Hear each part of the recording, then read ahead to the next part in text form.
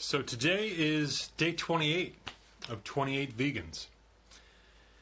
I started this series to spread some vegan love, to talk to some of my vegan friends, some people that you may know, some people you may not.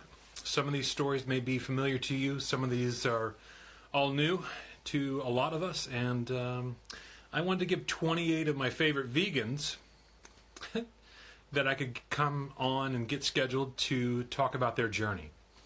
I think it is so important that everyone shares their journey in this movement, because you never know how your journey might affect someone else. So everyone's journey is different. It's important that everyone finds that reason to start their own journey. And through this series, we've heard some incredible stories. I've had some incredibly powerful voices on here. I've had some people step out of their shell and share their stories with anyone that's watching. And to me, I hope that this has resonated with anyone. I hope that the stories that have been shared on here have been inspirational and powerful. Excuse me. I hope that something that comes out of this, that someone shares, resonates with someone else, that maybe encourages them to start their own journey. If nothing else, I hope this opens people's eyes and minds and encourages them to continue on your journey if you're struggling with that. Maybe, like my wife and I, we're in a part of Ohio where this is not vegan Mecca. This isn't LA. This isn't Portland. This isn't even Columbus, Ohio. From what I've been hearing from a lot of our friends in Columbus, there are lots of good options up there, and it's growing fast. So it's always inspiring when you see stuff happening. Tonight, my guest is Daniel Turbert. And Daniel is also one of the creators, or the creator, behind the Sentient Project. Daniel has an incredible story, and I can't wait for him to come on and share his passion and his journey with us. And he's got a lot of stuff to share. So he just sent me a request, so bear with me just a second, and I'll bring him in.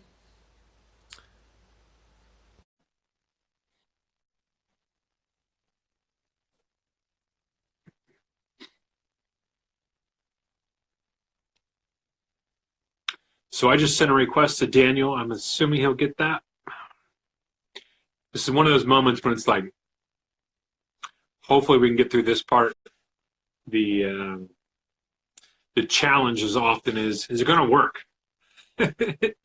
Being that there we go. Hey, what's going on, man? Hey, how are you, Chris? I'm doing quite well. First off, thank you very much for carving some time out, especially in the evening. I know it's tough with family and kids, and I really appreciate you taking the time to come on and share your story, and hopefully we can reach out and touch some incredible people to maybe start their own journey. Yeah. First, just thanks so much for having me on your program. I'm humbled and grateful to share my work with others, and to help out wherever I can. This is really what it's all about, that we all work together. So thanks for having me and bringing the stories of so many out there that I've seen recently on your Instagram feed, to help end animal exploitation. So thanks for having me on your show. You are very welcome, and I appreciate you being a big part of this. And, one of the ideas behind this was to give some thanks and gratitude to folks who have brought influence and impacted my journey. So by your work that you do and the photography that you take, I really appreciate that, because it reaches so many people on different levels, what you've brought to this. So, thank you very much for all that you do. What I'd like to do, if you would you share with how your journey started and how you came to kind of get to where you are today as far as a vegan and as an activist? Yeah, I'd love to. And I think that's such an important thing to talk about, because we all have so many different stories to share, and we all come from so many different backgrounds. And I think that almost no two stories are quite the same. So it's always, I love hearing stories about how other people went vegan, and I think it's really important. My daughter was born about almost 7 years ago. And I had, for me, it was had nothing to do with going vegan or plant-based. I was looking for a way to lose weight. That's all it was about for me. I put on sympathy weight during my wife's pregnancy. So I was looking for something. I didn't want to exercise. I just wanted to lose a lot of weight really quickly. So I did some research and found out all these different ways that I could go about doing this. Long story short, I ended up going on to the Master Cleanse. And I did that for about 10 days.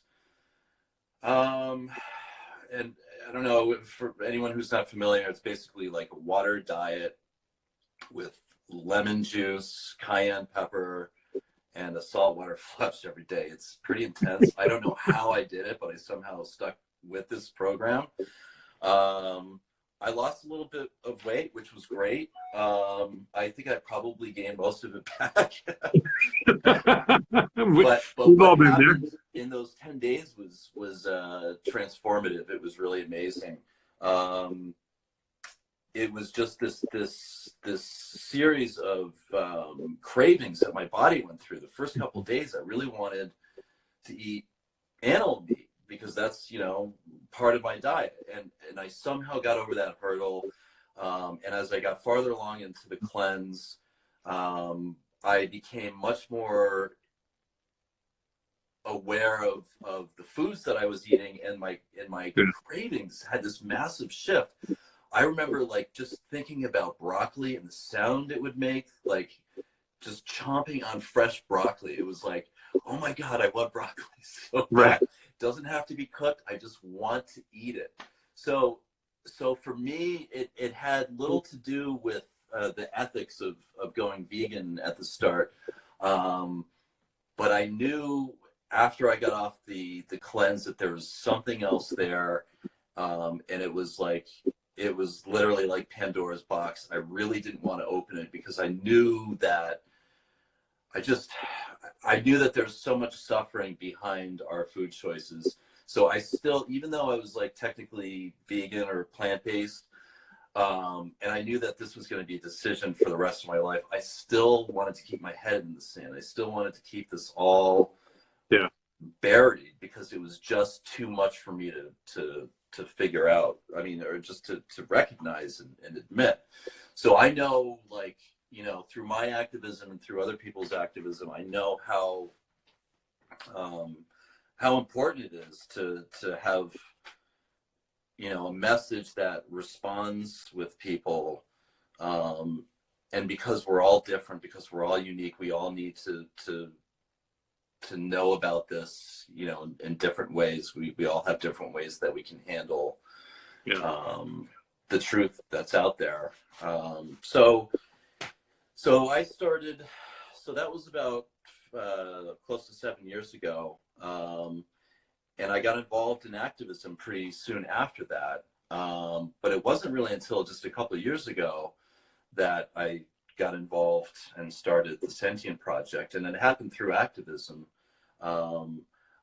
Here in North Carolina, we have a massive hog farm industry. So a lot of our activism is centered around the environmental aspect, the health aspect, and the exploitation that the industries locally are doing to our local communities. So I was protesting at a slaughterhouse in Clinton, North Carolina, one of the largest slaughterhouses in the state. They slaughter about 10,000 pigs a day, so it's a very hard thing to do, to bear witness and to see that. And thanks to the Save Movement for creating this amazing global network of local groups that can go out and bear witness. And again, that's not something for everyone to do, but it's a form of activism. And I was there, and I had an amazing conversation with Wayne Chung, who's the co-founder of Direct Action Everywhere. And we just had just this little chit chat about, religion and hobbies and arts and entertainment, yada, yada, yada. And so he just kind of looked at me and he was like, so you've been doing photography for like what, 25 years? And you've never like thought about doing this with activism? And quite frankly, I hadn't. It was like the weirdest thing that, you know, somebody else had to tell me about this for me to make that connection. So I realized pretty soon after that I could really become an effective activist through using my talent as a photographer, where previously I thought, you know, photography's for taking pictures of awesome landscapes out in Utah, you know, or doing something like that, which it is too. But you know, showing the ways animals are being exploited and used and objectified is an incredibly powerful form of photography, and I encourage anyone with a camera to go out and do it, because I think it's a truly effective way to do activism. So fast forward past couple of years, the Sentient Project, we've been welcomed by a number of sanctuaries, including Love and Arms out in Colorado. That was one of the first sanctuaries I had the pleasure of meeting.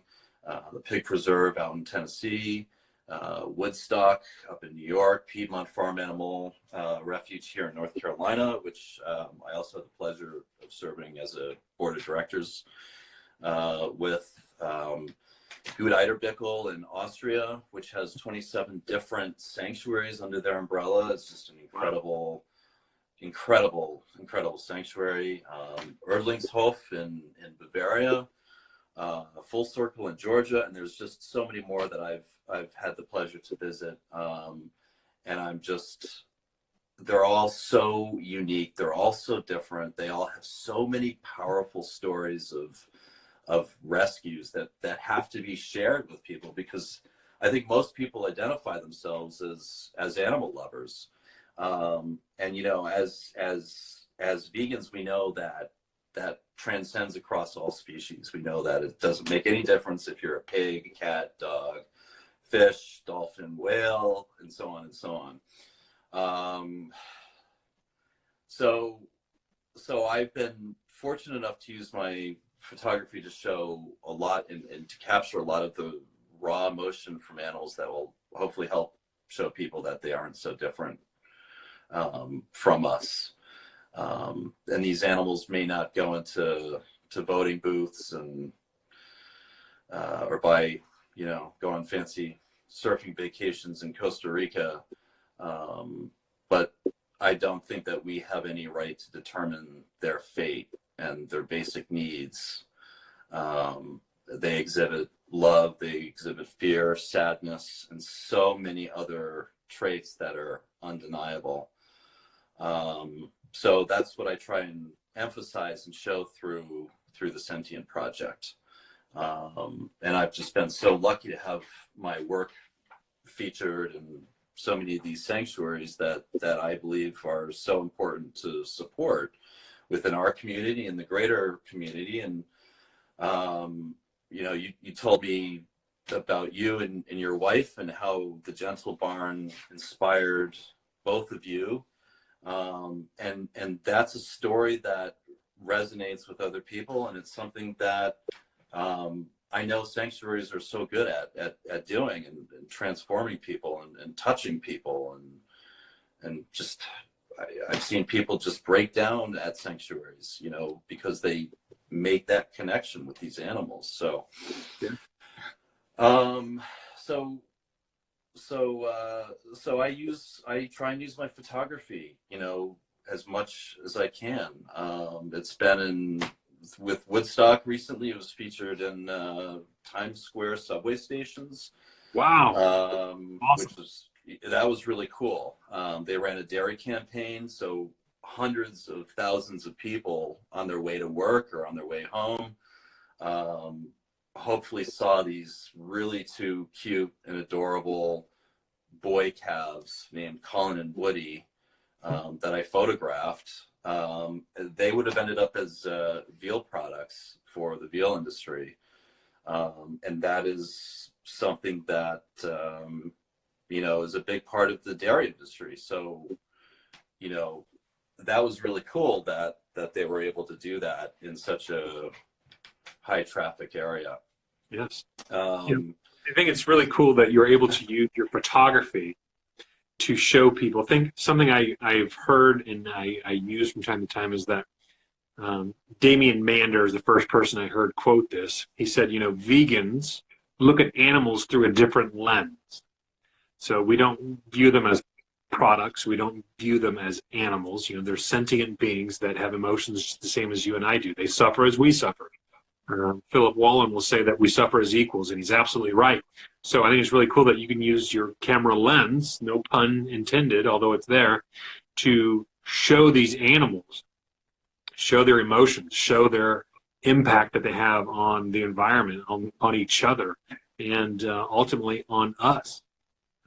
I think when people open up their eyes to your work and what you're doing through your camera is just absolutely powerfully moving and incredible. Well, thank you. Yeah, it's something that I certainly hope to continue to do. We've been able to chronicle also the work of a lot of activists, whether it's the New York City 2018 Animal Rights March, and also here in North Carolina, during the counter protests against racism, anti-Semitism, and all the hatred that had boiled over in the wake of what had gone on in Charlottesville, Virginia. So my project, I try and look at every aspect of how we're treated. We're all sentient creatures, human, animal-like, non-human. It doesn't really make a difference. So it's, I just hope that I can continue doing this for a long time.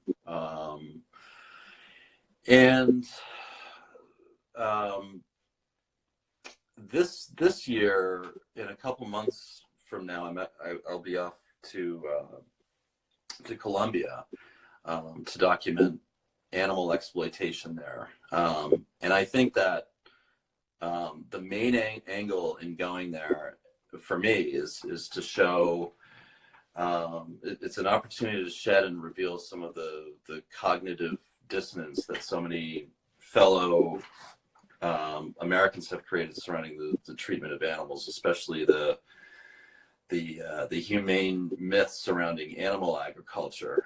I think that we tend to look at other countries in the way we point our fingers at them, like Yulin, for example, and their dog meat festivals. But it's absolutely no different here in the U.S. The players, if you will, are different, aka the animal species.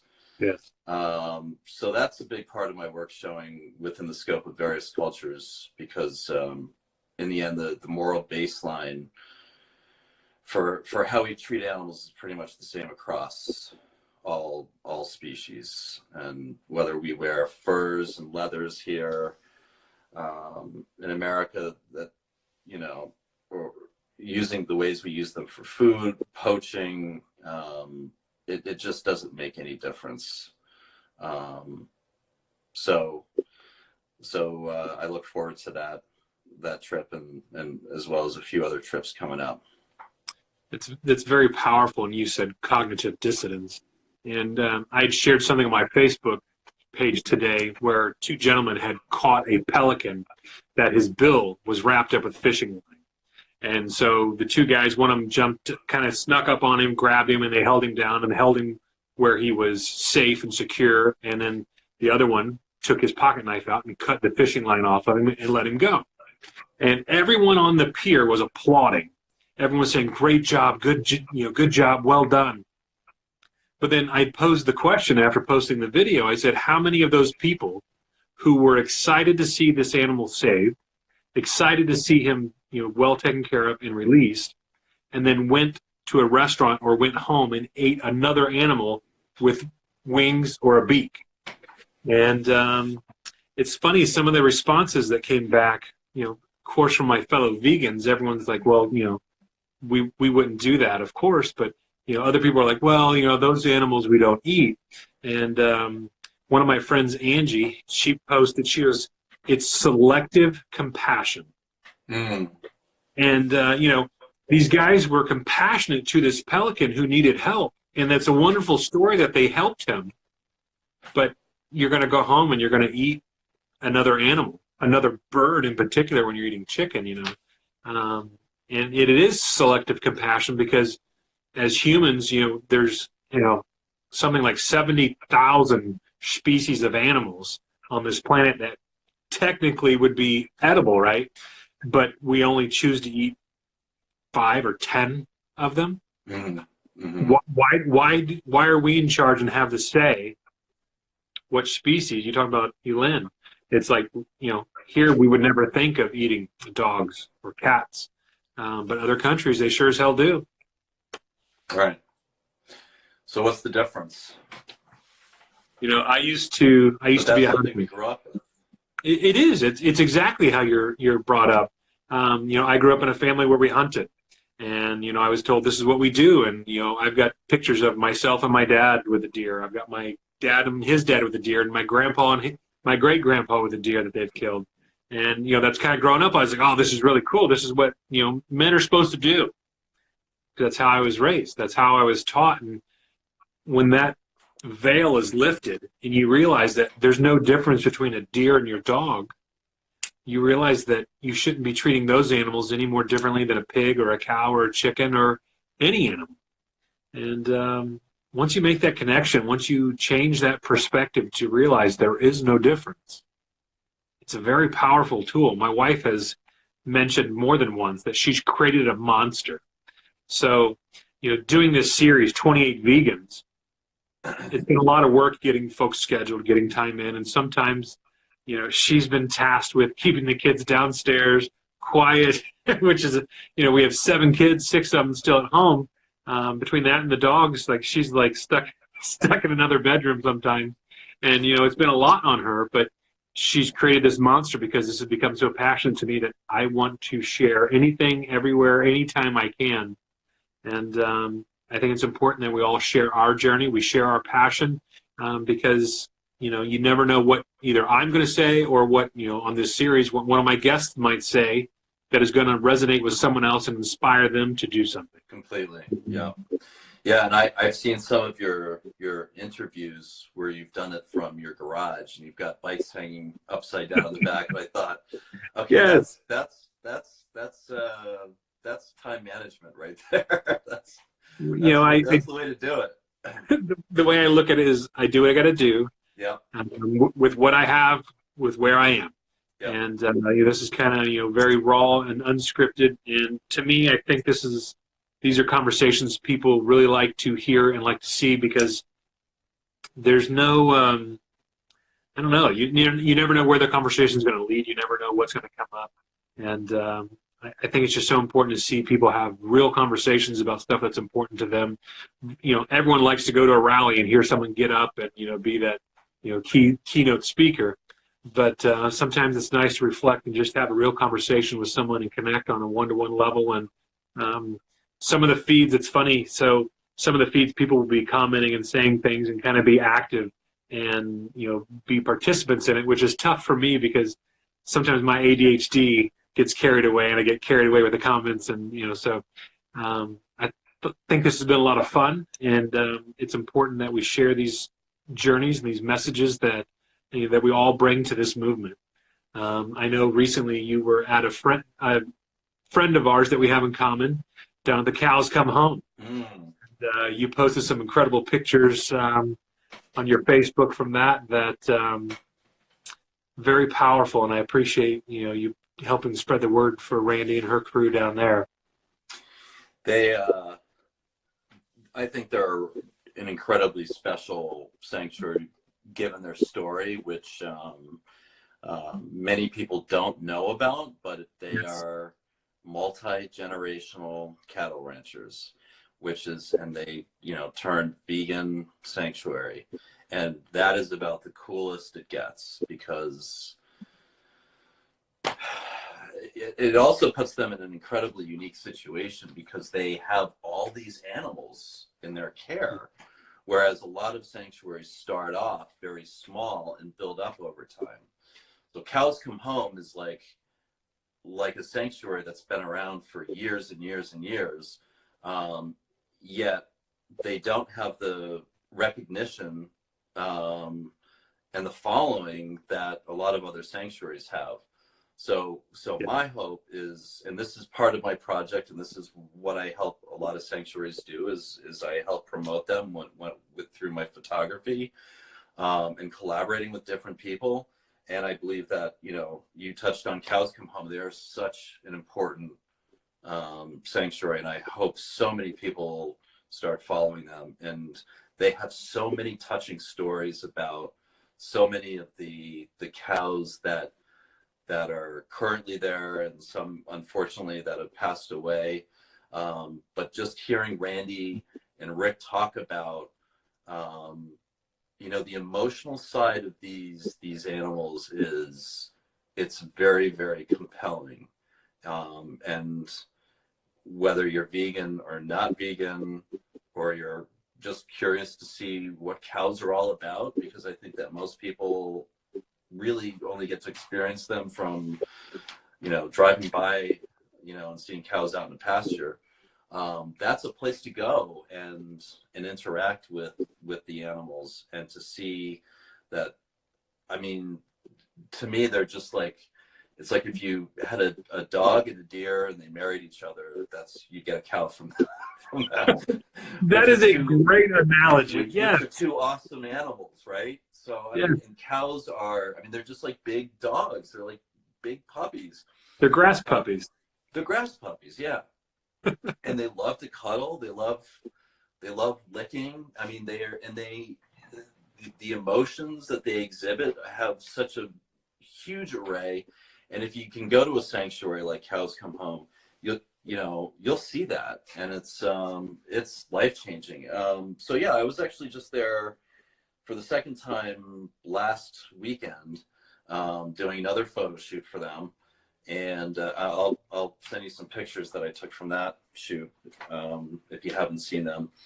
And that was it was awesome. I had some very good friends of mine come out.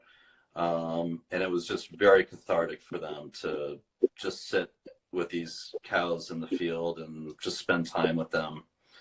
And I think it's still very much a privilege for people who get to go to these sanctuaries, because they're not accessible the way zoos are. And I hope that sanctuaries will replace zoos someday, and that we will turn to sanctuaries as places to bring our kids to see how animals can be happy, or as happy as they can be, without the confinement of small zoos, and to interact with them as much as possible without, going through plexiglass, and just to hear about how animals are actually being treated.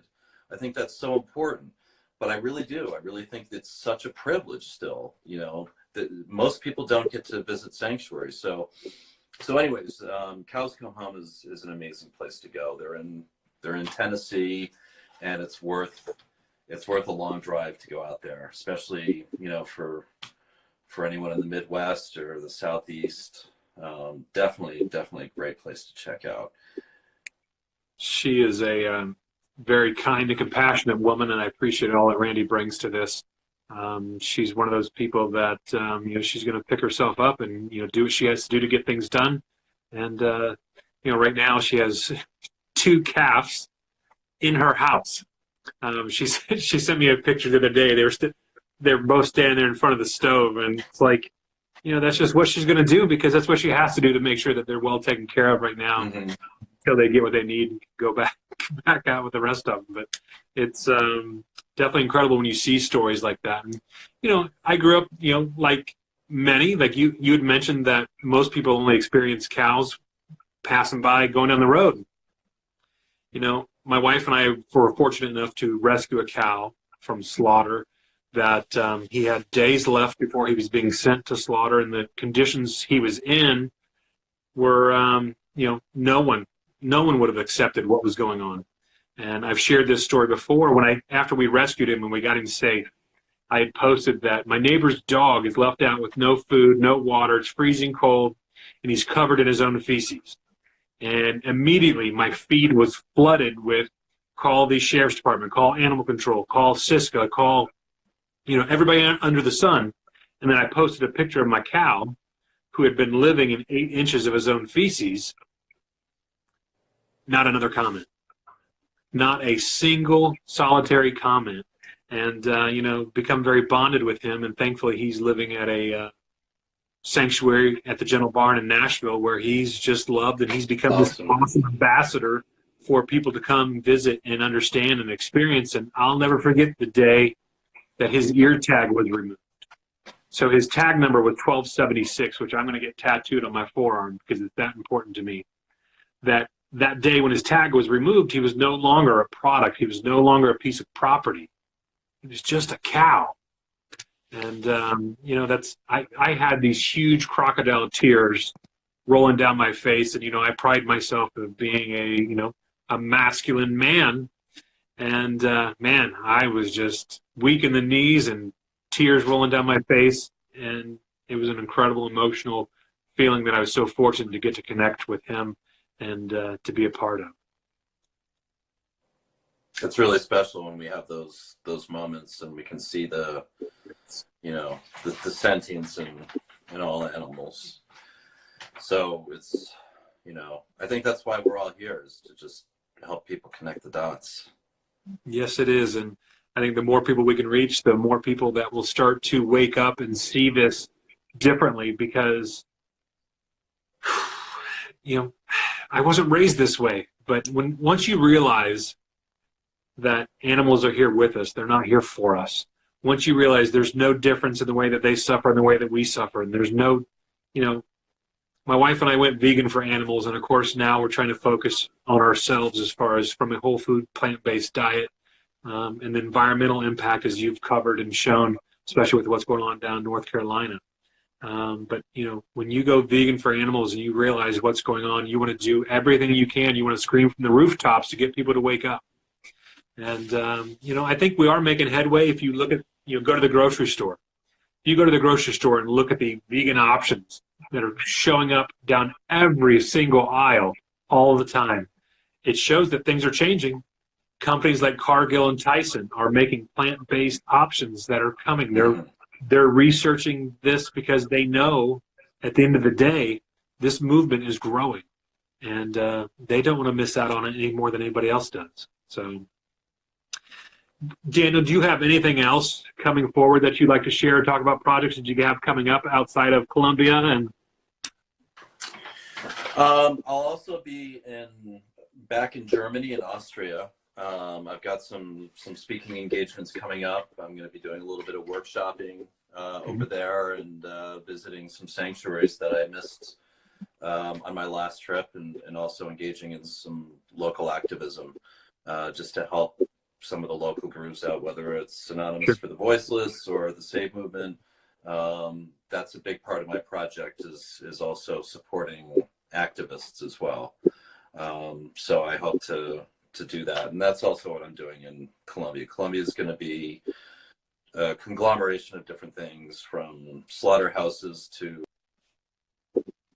that animal out in the streets, and also just to remind people in the United States and abroad and other places that the way animals are exploited in other countries is no different, and we should not be surprised by different cultural norms, because we have our own problems within the United States and other parts of Europe, and we exploit animals just as much, perhaps even more, than a lot of other cultures.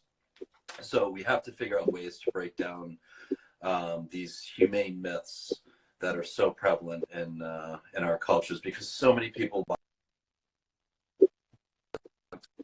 It made me feel better about my choices as a consumer.